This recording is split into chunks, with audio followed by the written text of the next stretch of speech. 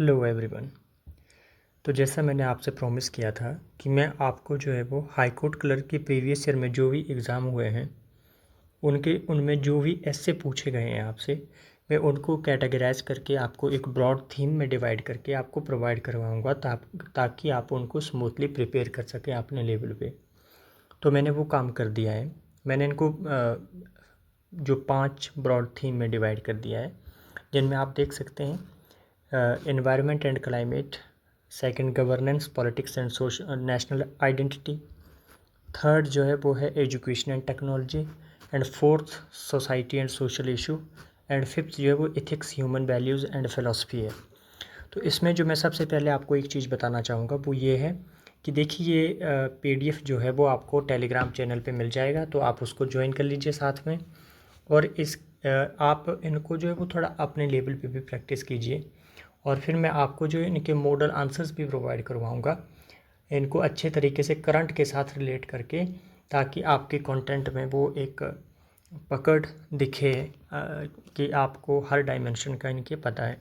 साथ में जब भी आप ऐसे लिखेंगे तो आपने हॉलिस्टिक अप्रोच अपनानी है।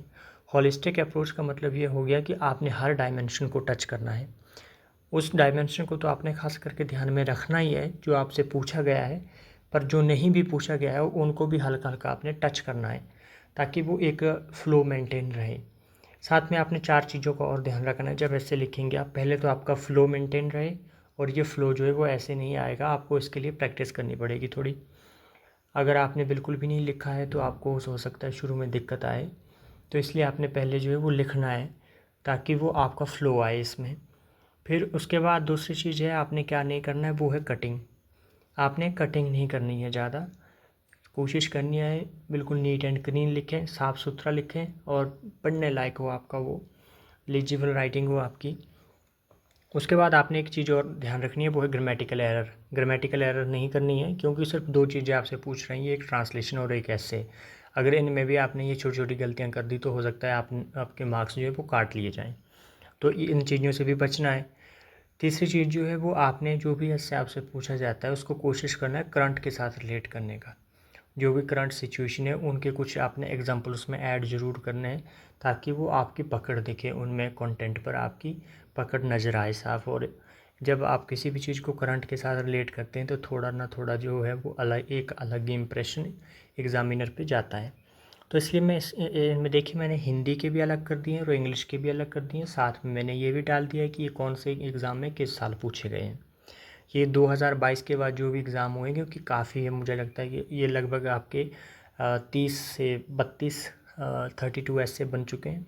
इसके बाद इसमें एक और चीज़ हम ऐड ऑन करेंगे, वो है 20 तारीख को एक और एग्ज़ाम है हाई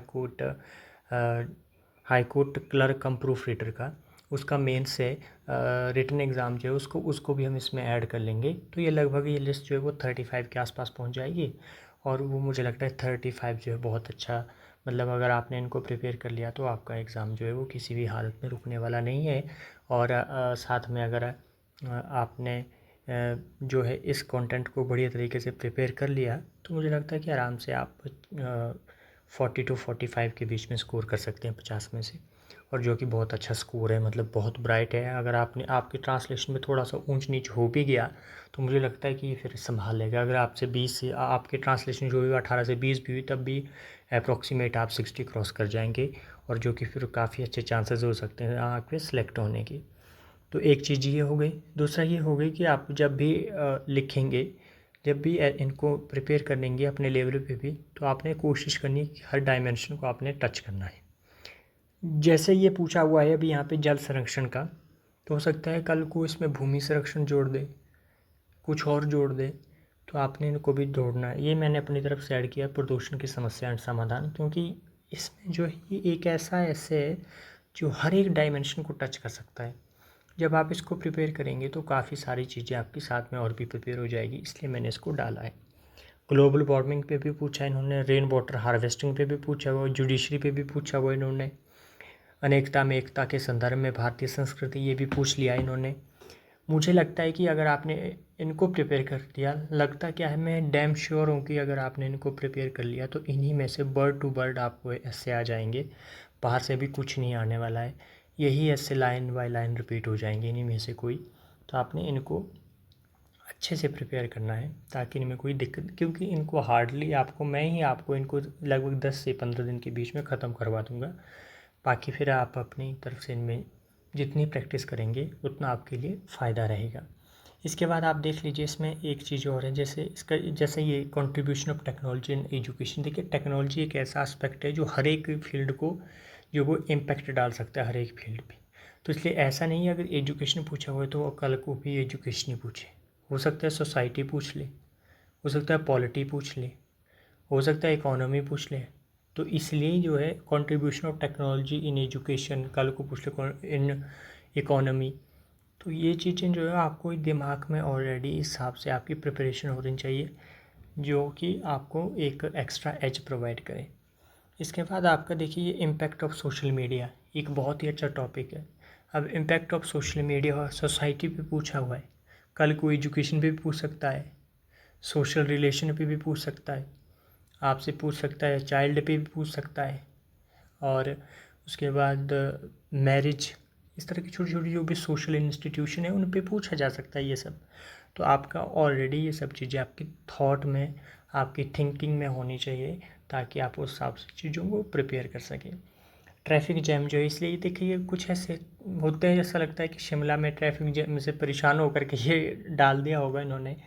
तो ये थोड़ा सा बीच में अटपटे भी हैं, पर आपको जो है वो हिसाब से अपनी प्रिपरेशन करनी है। आखिरकार आपको इसमें से 4-5 आते हैं, उनमें से एक करना होता है। देखिए, ethics, human values and philosophy, ये ऐसे जो होते हैं ये अलग लेवल के होते हैं। इनके लिए आपको थोड़ी सी अलग तरीके प्रिपरेशन और अलग तरीके की थोड़ी थिंकिंग चाहिए होती है। तो मुझे लगता है कि आप थोड़ा सा इनको अवॉइड भी कर सकते हैं अगर आप इनको नहीं प्रिपेयर कर पाते हैं, क्योंकि ये अल्टीमेटली जो है आपने लिखना तो एक ही है, हिंदी से भी और इंग्लिश से भी।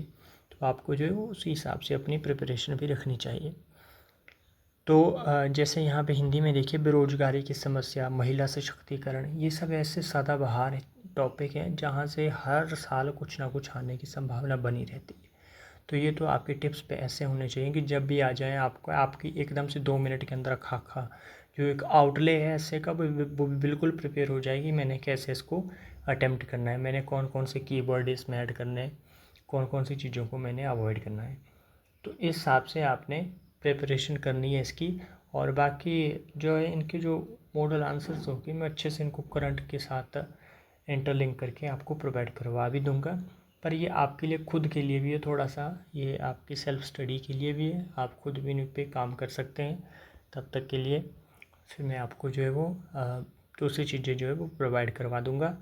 और आपने साथ में टाइपिंग और ट्रांसलेशन का बिल्कुल ध्यान रखें, उनको ग्रामेटिकल एरर से बचें। अगर आपने इनको अटैम्प्ट किया, आपने अगर लिखा और आप चाहते हैं कि रिव्यू करूं मैं, तो आप मुझे टेलीग्राम पे भेज देना इनको। मैं जैसे टाइम लगेगा मैं आपको रिप्लाई भी दे दूंगा देख करके कि ये इसमें क्या इम्प्रूवमेंट हो सकती है या आपने क्या अच्छा किया इसमें। Thank you.